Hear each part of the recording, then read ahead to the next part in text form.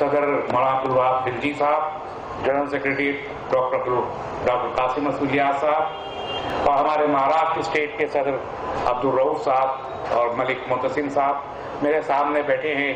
तकरीबन welfare party के 10 सूबों के सदर और सेक्रेटरीज यहाँ मेरे सामने बैठे हैं, राजस्थान से, कर्नाटक से, बंगाल से और केरल से सब। और मेरे नागपुर के भाइयों और मेरी बहनों, अस्सलाम वालेकुम। मुमकिन है कि आप लोगों को ये लगता हो कि ये क्या चीज है, ये कोई वेलफेयर पार्टी नाम की भी कोई चीज आ गई। अभी तक तो हम कांग्रेस को ही झेल रहे थे, बाद में एनसीपी आ गई तो एनसीपी को झेलने लगे, उससे पहले बीजेपी थी, शिवसेना भी आ गई थी। वो शिवसेना साहब ने मराठा मानुष का इशू उठाया था तो वो पार्टी बन गई थी। फिर भाजपा आ गई तो भाजपा ने कहा कि हिंदू मानुष की बात करो तो भाजपा चल पड़ी।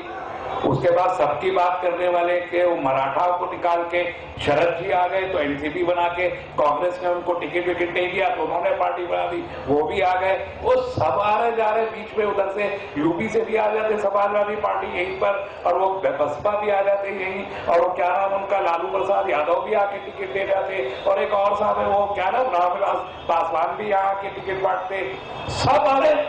और उसके बाद एक वेलफेयर पार्टी और आ गई। क्या तमाशा, किस किस को कब तक वोट दिए जाएंगे? हालत तो बदल नहीं रही, हालत तो नहीं बदल रही। हमको जो 2 वक्त की रोटी कमाने के लिए जो मेहनत सुबह से उठ के रात तक करनी पड़ रही थी, वो तो आज भी करनी पड़ती है। हमारे कनस्तर में आटा डालने के लिए न तो शरद पवार आते हैं, न राहुल गांधी आते हैं, न मोदी आते हैं, न कोई और लीडर आता है। हम कुआं खोदते हैं तो पानी पीते हैं, और कुआं खोदने में जितनी मेहनत होती है, सुबह से लेकर शाम तक की मजदूरी, अगर 200 रुपए मिलना चाहिए तो हमारे हाथ 75 रुपए लगती है, बिचौलिया खा जाता है। महंगाई बढ़ रही है 400 गुना ज्यादा, आमदनी बढ़ रही है 100 गुना ज्यादा। ये गैप है। तो जितनी रोटी हम पहले खा रहे थे उतनी भी नहीं खिला पा रहे। पार्टी बढ़ी जा रही है, रोटी कम होती जा रही है। तो ये क्या चक्कर है? हमको ये लगा था कि कांग्रेस इस देश में राज कर रही थी, और ऐसा लगता था कि वो पूरा का पूरा जो स्वतंत्रता का संग्राम था, वो पूरा संग्राम कांग्रेस ने चलाया। और कांग्रेस के अलावा इस देश में जैसे कोई था भी नहीं जो इस देश का सबसे बड़ा हितैषी हो, देश का हित सोचने वाला हो। हम तो ये समझते थे, हमको ये लगता था कि कांग्रेस गांधी जी के मार्गदर्शन में जो कांग्रेस मौजूद है, वो कांग्रेस हिंदुओं, मुसलमानों, सिखों, ईसाइयों, आदिवासियों, जाटों सबकी बात करने वाली है।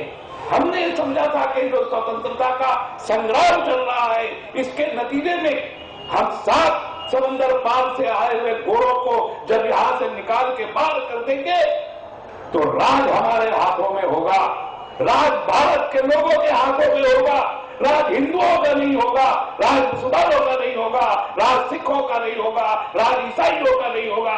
हर एक भारतवासी को इस राज में बराबर का दर्जा मिलेगा, बराबर का सम्मान मिलेगा, बराबर की रोटी मिलेगी, बराबर का रोजगार मिलेगा। लेकिन ये तो नहीं हुआ, ये नहीं हो सका। और सन 76 तक हम इसी उम्मीद पे कांग्रेस को वोट देते चले आए कि आज नहीं तो कल सत्ताधारियों का ये मिजाज बदलेगा, शायद किसी दिन इन भूखों का पेट भर जाए तो देश के असल भूखों के पेट में कुछ रोटी भी डाल सके। लेकिन ऐसा नहीं हो सका। और जब हमने महसूस कर लिया कि अब ये बदलने वाले नहीं है, और जब हमको मालूम हो गया कि न सिर्फ ये कि बदलेंगे नहीं बल्कि जुल्म की हदिया करेंगे, कि इमरजेंसी लगाकर हमारे हर एक हुकूक पे डाका डाल देंगे, तब हमने तय किया कि हम इनको उखाड़ के फेंक। तब हम जनता पार्टी को ले आए। किस बुनियाद पे लाए? इसी बुनियाद पे लाए कि जनता पार्टी ने भी ये वादा किया कि हम इंसाफ करेंगे, हम हकदार तोड़ेंगे, हम जालिम का हाथ पकड़ के उसको जुल्म से रोक देंगे, हम रोजगार देंगे, हम भूखों को रिस्क देंगे, हम सेकुलरिज्म की बुनियाद पे सरकार चलाएंगे। यही वादा था। लेकिन कैसी सरकार चली? 28 महीने में मोरारजी देसाई ने जो कुछ किया उसका नतीजा उन्हीं को 28 महीने के बाद दिखाई देगा और फिर कांग्रेस आएगी। तो हमने हाथ बदल के देखा, हम फिर उबे, फिर जनता दल को लाए, उसके बाद फिर उबे तो भाजपा को लाए, एनडीए आया, यूपीए आया, सरकारें बदलती नहीं, हालात नहीं बदले, इसलिए कि हाथ बदलने से निजाम नहीं बदलता, ज़हनियत नहीं बदलती। जालिम का नाम चाहे कांग्रेस हो, चाहे भाजपा हो, चाहे बीएसपी हो, चाहे सपा हो, वो जुल्म करना उसकी आदत है, तो जुल्म करता रहेगा और उस निजाम के साथ हम आज तक जी रहे हैं। और उसका नतीजा ये है कि विदर्भ की जिस धरती पे मैं खड़ा हूं, नागपुर से लेकर यवतमाल तक और वर्धा से यवतमाल तक पूरे इलाके में जमीन पानी की बजाय सूखे कंकर उगलती है। 44 आदमी रोजाना यहां भूख के मारे खुदकुशी करता है किसान, और किसी के कान पे चूनी नहीं। ये कहा गया 2 दिन पहले इलेक्शन आने वाला है, बिल्कुल साथ में है। आमतौर पर तरीका यह होता है कि सियासी पार्टियां इलेक्शन लड़ती हैं और जिस पार्टी को सबसे ज्यादा मेंबर पार्लियामेंट मिल जाते हैं लोकसभा में, वो पार्टी अपनी मीटिंग करती है और उस मीटिंग में अपना एक नेता चुनती है और उस नेता को हम प्रधानमंत्री कहते हैं।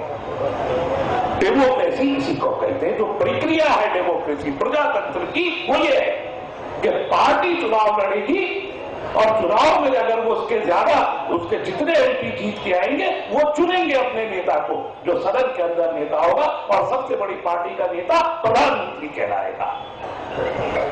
लेकिन आज क्या हो रहा है? आज हमारे सामने एक प्रधानमंत्री पहले से तय करके भेज दिया गया है कि अब ये प्रधानमंत्री होगा और इसके प्रधानमंत्रित्व के लिए वोट किया जाए। अब पार्टी के लिए वोट नहीं मांगा जा रहा। आज भाजपा ने नरेंद्र मोदी जी को बना दिया अपना प्रधानमंत्री का उम्मीदवार, पार्टी पीछे रह गई, नरेंद्र मोदी आगे बढ़ गए, क्योंकि अब वो प्रधानमंत्री, अब वो इसलिए कि उनके लिए ये कहा जाता है कि उन्होंने गुजरात को वाइब्रेंट गुजरात बना दिया है, उन्होंने सबसे ज्यादा उन्नत प्रदेश बना दिया है गुजरात को। गुजरात में जैसे भूख मिट चुकी है, गुजरात में जैसे रोजगार सबको मिल गया, गुजरात में जैसे दूध और शहद की नहरें रह गई अपनी। लेकिन अभी परसों मालूम हुआ कि इसी गुजरात में जिन लोगों की आमदनी 10 रुपए 80 पैसे है गांव में रहने वाले की, वो गरीबी की रेखा के नीचे नहीं है। इसका क्या मतलब हुआ?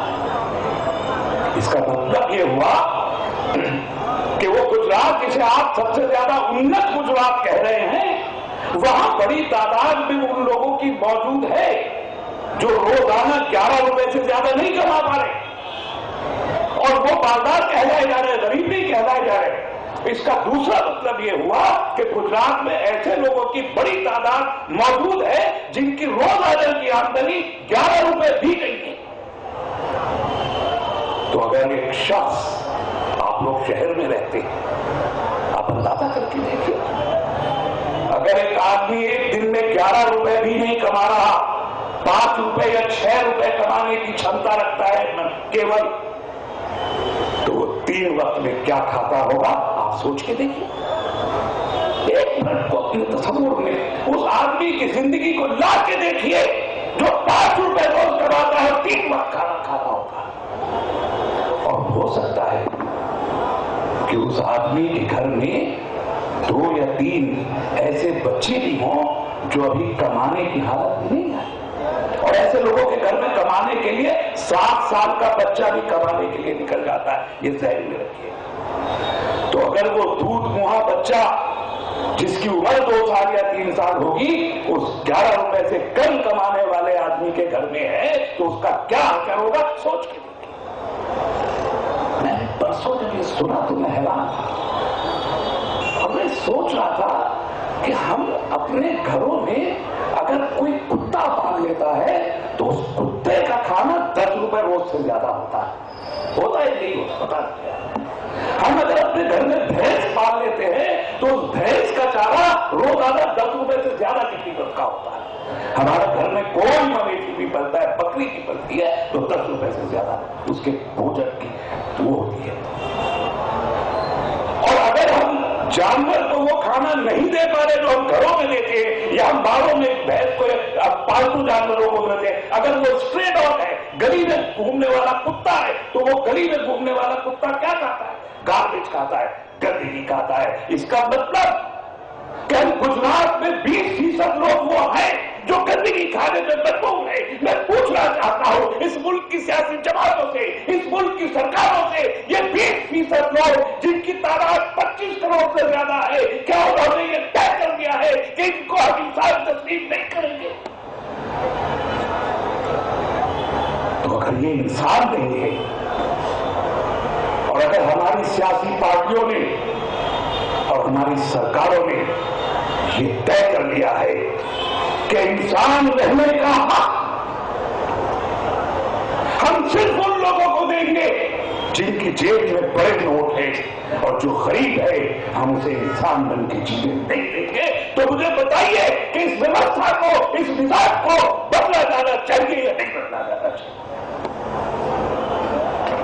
इस निजाम को बदलना होगा और इस बार हाथ नहीं बदलने, इस बार जहन बदलने हैं, इस बार व्यवस्था परिवर्तन करनी है और व्यवस्था को इस अंदाज से पलटना होगा कि एक आम आदमी, गांव में रहने वाला आदमी अपने आप को सम्मानित महसूस कर सके, सुरक्षित महसूस कर सके, रोटी खा सके, रोटी कमा सके और अपने धर्म का पालन कर सके।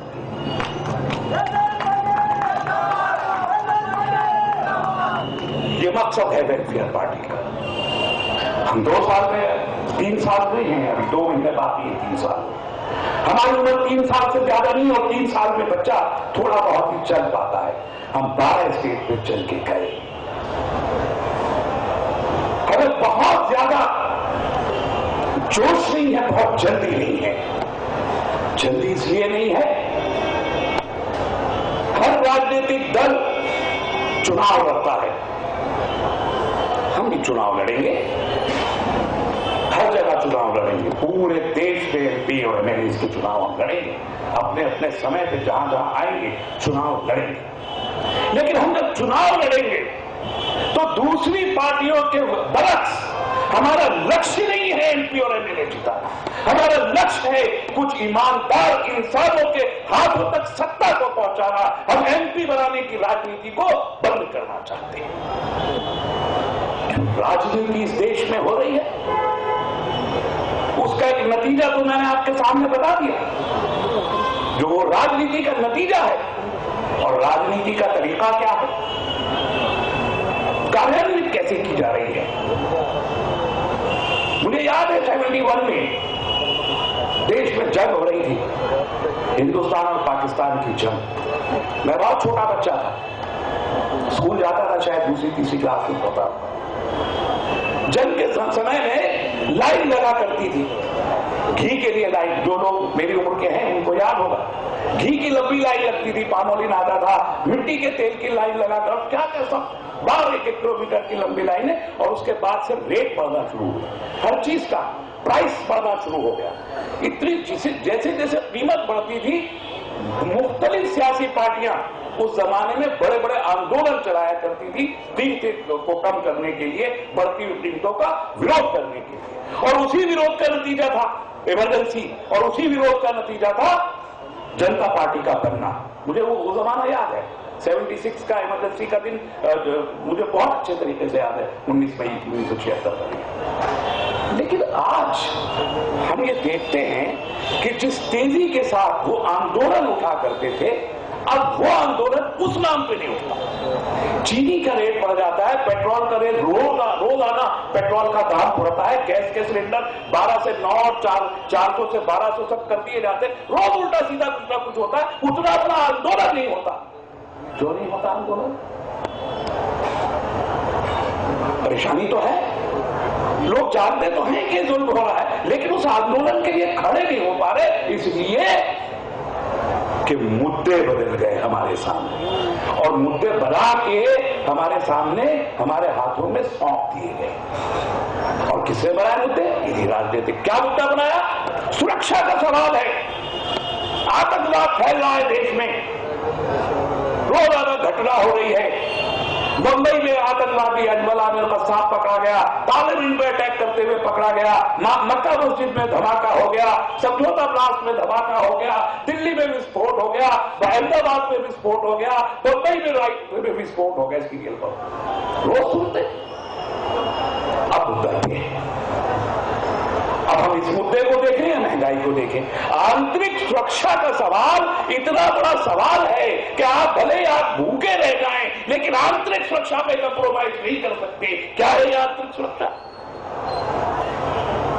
कोई एक केस भी एक कम्युनिटी को, सिर्फ मुसलमानों को, उसको चिन्हित कर दिया गया, टारगेट कर दिया गया कि टेररिज्म है, आतंकवाद है, और ये आतंकवादी मुसलमान है।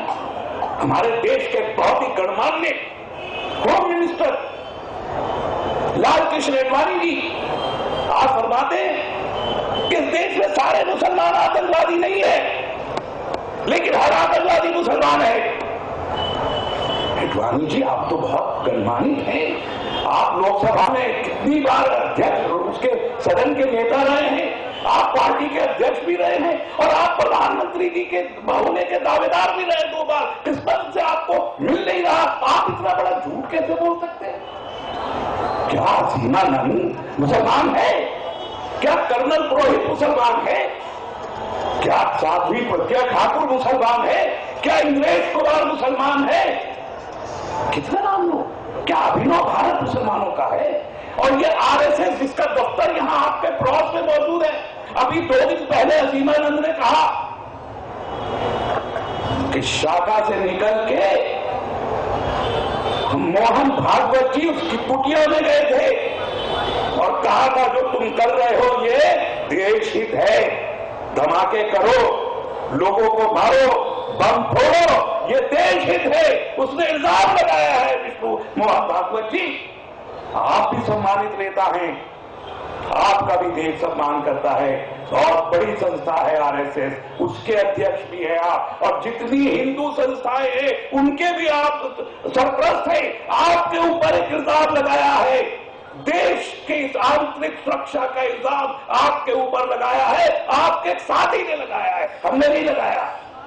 आपकी नैतिक जिम्मेदारी है, सामने आइए, जवाब दीजिए, मुकदमा कायम कीजिए उन अखबारों में जिन्होंने वो इंटरव्यू चाहा, उस आदमी ने जिसने ये इल्जाम लगाया। और अगर आप नहीं करते, आप चुप रहते हैं, तो मैं पूछना चाहता हूं इस मुल्क के होम मिनिस्टर से कि वो चिंतन शिविर में तुमने कहा था राजस्थान में खड़े होके कि इस मुल्क में आरएसएस और बीजेपी बम के धमाके कराती है, और 1 हफ्ते के बाद आप अपने बयान से मुकर गए थे, वो हमें बताइए वो बयान सही था या गलत था। और विष्णु मोहन भागवत के बारे में असीमानंद का जो बयान है ये सही है या गलत है, इस मुल्क की होम मिनिस्ट्री की जिम्मेदारी है, तो जवाब।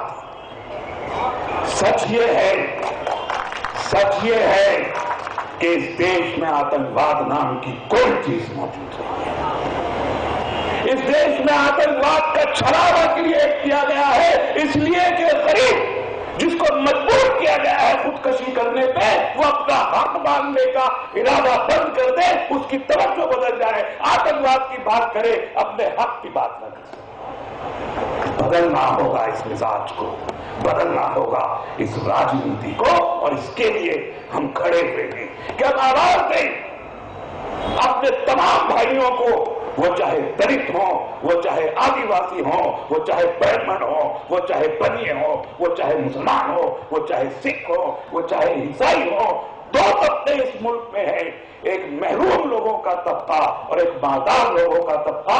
90% तबका महरूम लोगों का तबका है। मैं उन महरूम लोगों को आवाज देना चाहता हूं कि अपने हाथ से हाथ मिलाओ, अपने कदमों से कदमों को जोड़ो, वेलफेयर पार्टी की क़यादत में आगे बढ़ो। ये 90% लोग समंदर का सैलाब बन के जिस दिन आगे बढ़ेंगे, इस 10% लोगों के सिंहासन डोल जाएंगे और एक मजलूम को उसका हक मिलेगा, वो 70 तक जाएगा, जुल्म का खात्मा होगा, नए हिंदुस्तान की तामीर होगी। तब हम समझेंगे कि आज ये मुल्क सही मानों में आजाद हुआ। इस दूसरी आजादी का संघर्ष है जो वेलफेयर पार्टी आपके बीच लेके आई है। मैं आपसे दरख्वास्त करता हूं कि भूल जाइए आपका धर्म क्या है, भूल जाइए आपकी जाति क्या है, भूल जाइए कि आप क्या काम करते हैं। देश को सामने रखिए, गरीब को सामने रखिए, इंसाफ को सामने रखिए, हक को सामने रखिए और इस व्यवस्था के परिवर्तन के लिए सब जुट के एक साथ चल के इसे बदल डालिए। यही मुमकिन हो सकता है कि इसके जरिए से हम अपनी किस्मतों को बदल दें। वमा अलैना इल्ला अल-बलाग।